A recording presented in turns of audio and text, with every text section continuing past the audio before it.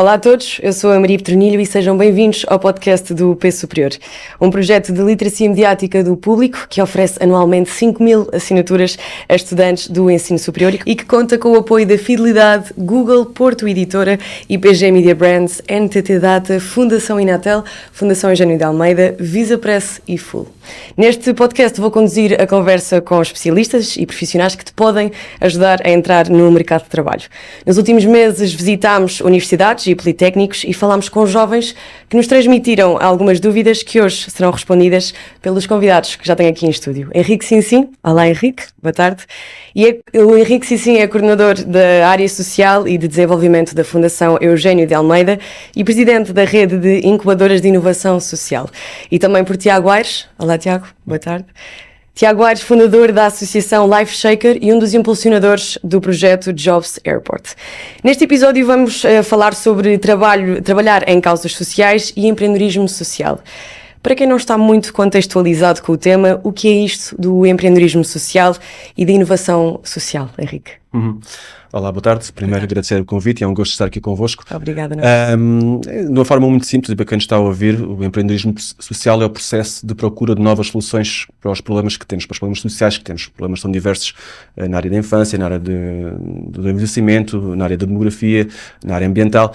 E esta procura incessante de uma nova solução que seja, por um lado, mais eficaz do que as soluções que já existem, mas que seja também, nós procuramos sempre ter alguma tendência, alguma base de sustentabilidade económica, no sentido de poder empoderar também aquelas pessoas com quem trabalha, poder ter um impacto mais resiliente, um impacto mais consistente. E portanto é isso que procuramos, esses processos de empreendedorismo que procuramos, é esse trabalho que fazemos de tentar com jovens, com pessoas, com adultos, promover esta busca incessante de uma nova solução que depois possa vir a ser aplicada e possa vir a ser replicada por um conjunto de atores que assim entenda. A inovação é quando atingimos este patamar dessa solução. Portanto, o empreendedorismo é essa procura incessante da solução. A inovação é quando temos a solução e ela é de facto mais eficaz e mais eficiente do que as soluções que já temos hoje em dia. Exatamente. Tiago, criou um projeto dentro deste registro de ajudar os outros. Em que momento decidiu criar a associação e como surgiu o Jobs Airport? A associação foi criada em 2009. Nós éramos um grupo de jovens no Monte da Caparica que tentávamos fazer coisas e a todas as portas que batíamos sentíamos sempre alguma frustração das gerações mais velhas, que o coletivismo clássico não nos aceitava, não ajudar. Estava aberto às nossas ideias. Nessa altura partilhávamos uma paixão, que era a paixão pelo rugby, e num curto espaço de tempo criámos uma equipa de rugby num bairro social e fomos à procura de apoios e não os tínhamos. Não os tínhamos e uma das formas que nos sugeriram foi realmente criar uma associação e foi esse o primeiro começo. O Jobs Airport já é uma associação muito mais madura, ou seja, já não estamos em 2009, estamos em 2019, temos um convite por parte da Câmara Municipal de Almada, no âmbito do aviso de parcerias para o impacto do Portugal de Inovação Social, e sabiam que nós trabalhávamos muito a questão do emprego e do desemprego jovem, em particular, sobretudo em contextos desfavorecidos socialmente, e nesse sentido nós pensámos realmente que houvesse aqui uma incubadora que promovesse a capacitação de jovens para o empreendedorismo social, ou empreendedorismo de impacto, como também muita gente gosta de chamar, que envolvesse realmente aqueles que normalmente não estão abrangidos pelos programas de empreendedorismo. Acreditámos no talento, na energia, nas competências de gente que muitas das vezes está excluída dos melhores percursos educativos e que o seu valor muitas das vezes fica para trás. Claro. Apesar de estarmos a falar de uma associação e de associações sem fins lucrativos, é possível viver a trabalhar em causas sociais e daí ter um ordenado. Que apoios existem para que um jovem possa construir o seu projeto e ajudar a sua comunidade? Henrique? Nós estamos a falar de organizações que podem ser da economia social, como as associações ou as cooperativas, ou de outro tipo de empresas. Podem ser empresas tradicionais, não é? Unipessoais, por cotas, enfim. Empresas que promovem também e desenvolvem também impacto social positivo e aí, por aí podem então ter o seu posto de trabalho criado, quer seja nas empresas, quer seja nas associações. As associações têm componente de voluntariado e depois têm componente também de profissional. Atualmente existem vários apoios. Em Portugal foi criada em 2013 a estrutura de missão Portugal Inovação Social, que depois teve um envelope financeiro muito considerável de 150 milhões para apoiar a inovação social e o empreendedorismo social em Portugal, no quadro comunitário anterior. Esse quadro terminou, atualmente existe também esse financiamento e, portanto, existe financiamento para experimentar e para capacitar estas pessoas para poderem, de facto, desenvolver os seus projetos, as suas ideias e operarem impacto positivo na sociedade. Portanto, existe essa linha de financiamento da Portugal Inovação Social. E depois existe um outro conjunto de financiamento. A CASES, que é a cooperativa para o António Sérgio para o desenvolvimento, também tem financiamento. Existe um conjunto de linhas de financiamento. Portanto, eu diria que a questão do financiamento não é a dificuldade. A dificuldade muitas vezes é as pessoas terem de facto aquela ideia e ficarem muitas vezes agarrados à ideia. E o interesse também. Exatamente, e não tentarem de facto perceber qual é o problema e então adaptar a ideia ao problema. E depois colocar em prática, portanto, essas competências de empreendedorismo que nós, nas estruturas que nós trabalhamos, desenvolvemos essas competências de empreendedorismo, apoiamos também a desenvolver as próprias candidaturas a financiamentos, apoiamos depois também o próprio seguimento com mentoria, com outro conjunto de recursos, para que essas pessoas que têm essa vontade de transformar o mundo possam efetivamente conseguir transformar o mundo e ter esse seu posto de trabalho e desenvolver e fundamentalmente impactar cada vez mais e mais pessoas. Claro.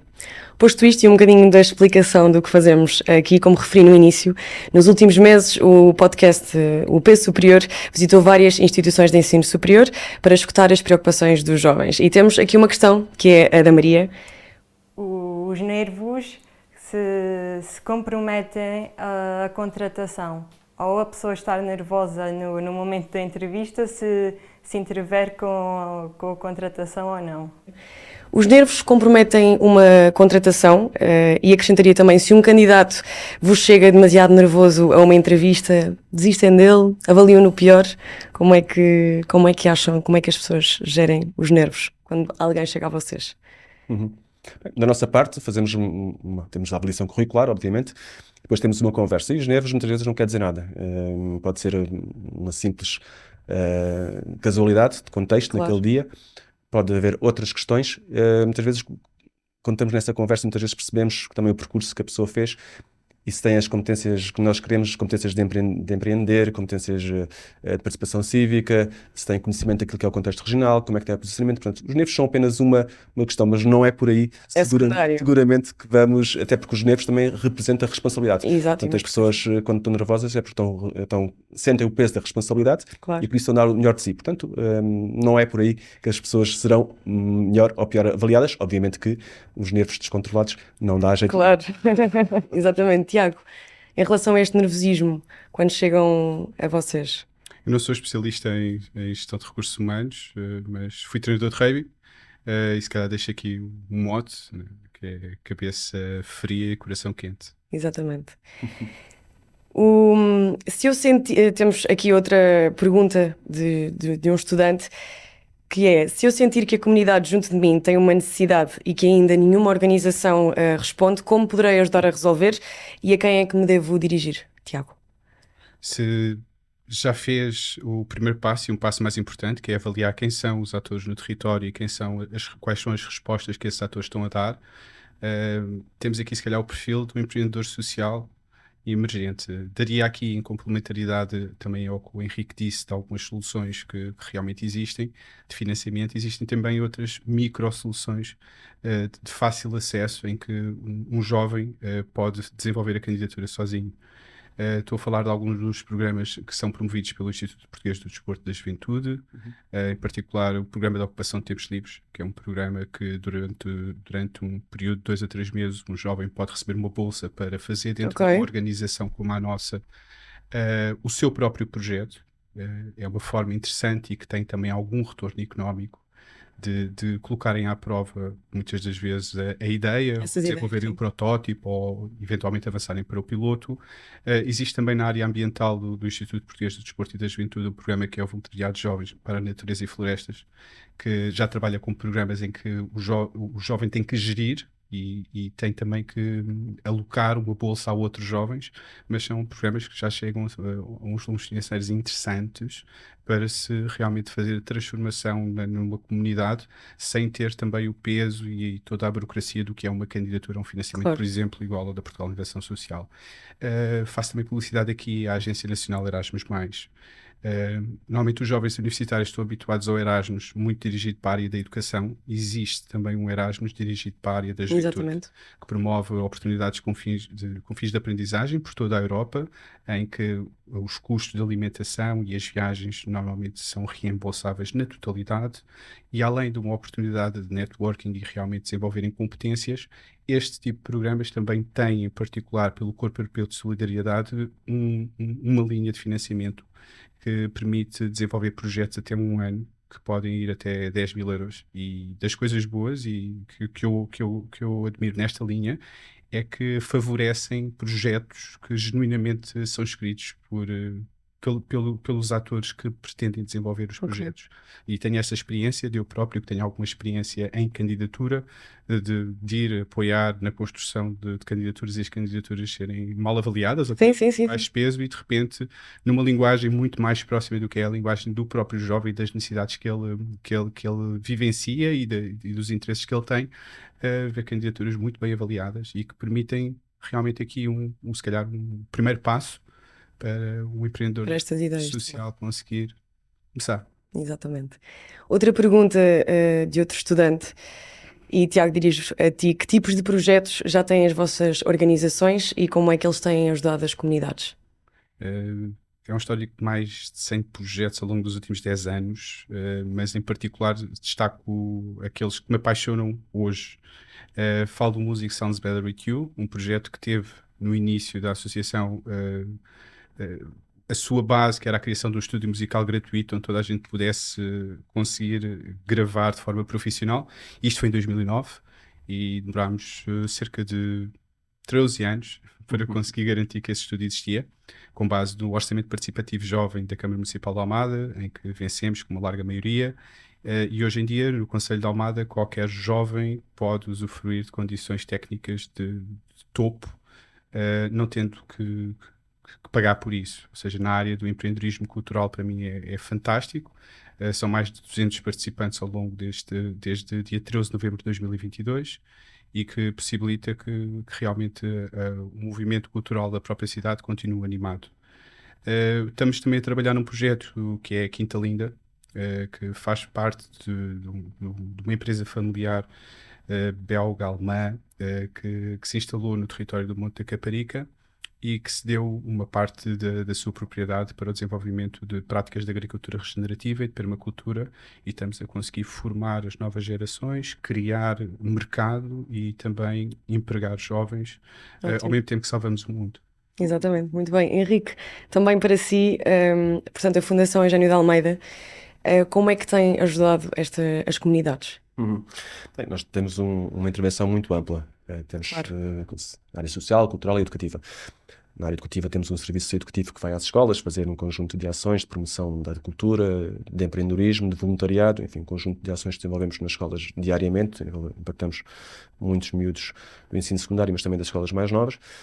Depois temos um programa de voluntariado também muito amplo, que promove muitas competências e projetos concretos de intervenção na sociedade, desde para crianças, idosos, enfim, para os refugiados da Ucrânia, diferentes áreas. E temos esta área do empreendedorismo e da inovação social com o nosso Centro de Inovação Social. Aí o que temos feito nós começámos formalmente em 2018 e temos desenvolvido ao longo destes 5, 6 anos um conjunto vasto de programas de aceleração, de incubação, concursos de empreendedorismo, e temos também já alguns projetos muito concretos que também já estão a dar os seus passos e a fazer o impacto que nós desejamos nas comunidades. Por exemplo, dou só 2 exemplos, um para crianças, que é a Sociedade do Bem, que é um projeto que começou já há alguns anos atrás e que visa criar competências de empatia, positividade, de altruísmo nas crianças do primeiro ciclo. Portanto, esse é um projeto que começou em Évora, numa pequena escola em Évora, com o nosso apoio. Neste momento já decorre em várias escolas do distrito de Évora e que, de facto, tem feito essa transformação. Exatamente. E é isso que pretendemos, é que os projetos comecem, façam os pilotos connosco e a seguir possam ir crescendo. Outro projeto também dentro da área da educação, que são áreas importantes, é o Mind Train, um projeto que visa, através da metodologia STEAM, que é Ciências, Tecnologia, Education, Arts and Maths. Foi ótimo, foi ótimo. ótimo. É fácil dizer. E que também começou ali em Évora e neste momento já está em Beja, também num conjunto de escolas e, portanto, e está também a fazer um piloto agora com crianças com autismo, portanto, porque habitualmente são as crianças que são mais desfavorecidas nestes contextos.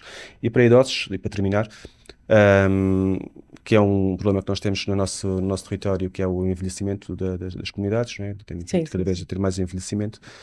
E o que acontece é que essas pessoas depois muitas vezes são institucionalizadas ainda com condições de poderem estar em casa. O que estamos a fazer, um projeto piloto também começou e está agora a ser replicado, visa precisamente estimular cognitivamente os idosos através de uma metodologia inovadora e que está agora, terminou agora o piloto no final de maio e está agora também a ir para outras 2 freguesias da cidade.